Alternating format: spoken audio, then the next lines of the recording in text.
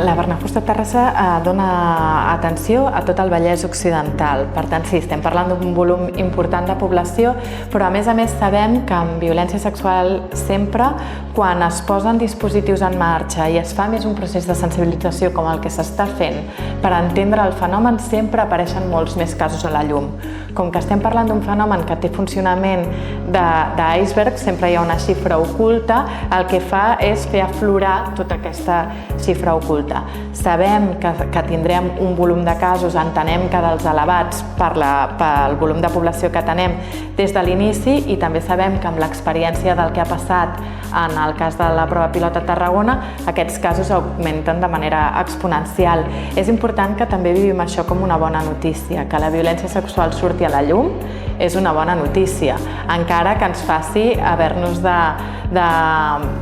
posar al davant de conèixer la realitat del fenomen, que és que el volum de casos és elevat, però aquesta iniciativa sí que permetrà que surtin a la llum i que també ens fem una foto d'on està passant per poder treballar amb una mirada preventiva que actuï abans no es produeixi aquesta violència sexual, i ho farem millor si sabem quines són les característiques del fenomen. Que el govern posa la seva voluntat de fer un pla estratègic que desenvolupi una sèrie de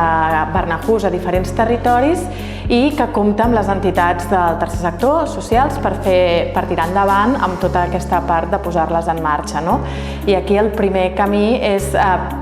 nosaltres decidir que volem optar a gestionar una d'aquestes Barnahus per convicció, per missió i propòsit de l'entitat, perquè al final respon al que com a Prevenci volem, que és el treball i la prevenció de la violència sexual infantil,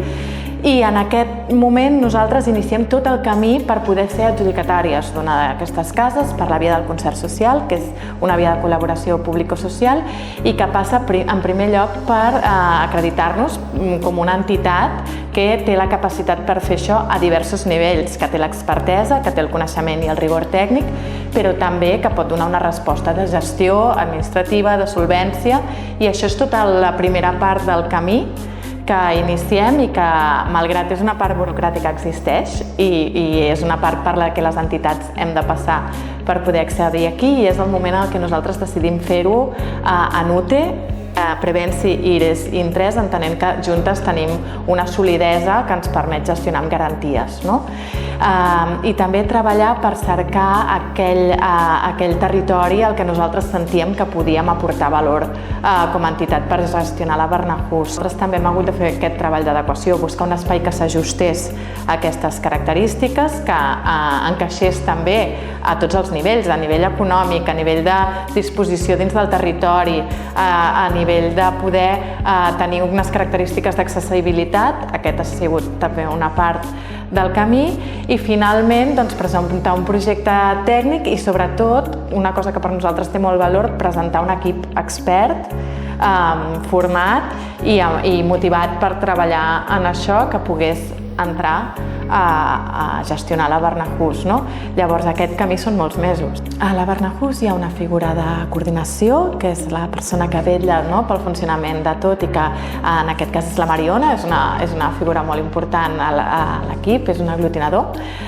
També hi ha una figura administrativa que té moltíssima importància, perquè no és només una qüestió d'agenda i de més, sinó que és algú que porta molt el pes del dia a dia de la casa perquè les persones que tenen un encàrrec més tècnic puguin treballar, que en aquest cas és la Belén.